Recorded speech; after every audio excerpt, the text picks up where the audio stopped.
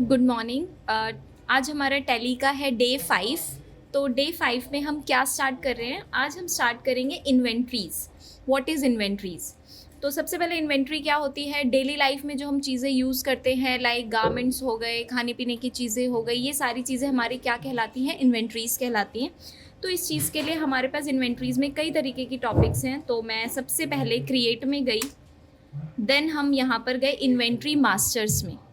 अब inventory masters में बहुत सारी चीज़ें हैं हमारे पास, तो इनको हम एक बार ब्रीफ करेंगे आपके साथ। सबसे पहले मेरे पास आया स्टॉक ग्रुप।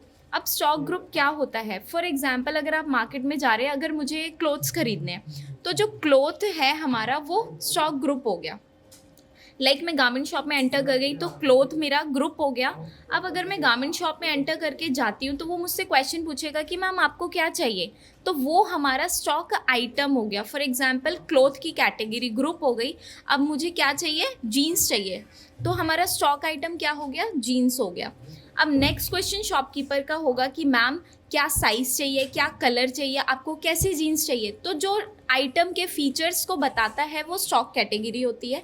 देन उनका नेक्स्ट क्वेश्चन होता है कि मैम कितने चाहिए, यूनिट्स बताता है। तो अगर मेरे जीन्स है तो हम उनको बोलेंगे पीसेस में चाहिए, एक चाहिए, दो चाहिए, तो वो यूनिट पीसेस में जाएगा। फॉर एग्जांपल अगर कोई चीज़ लिक्विड में है तो उसकी यूनिट क्या होगी? लीटर्स होगी। तो आइटम के हिसाब से हम पता कर सकते हैं कि उसकी यूनिट क्या है, मीटर है, लीटर है, नंबर्स है, पीसेस है।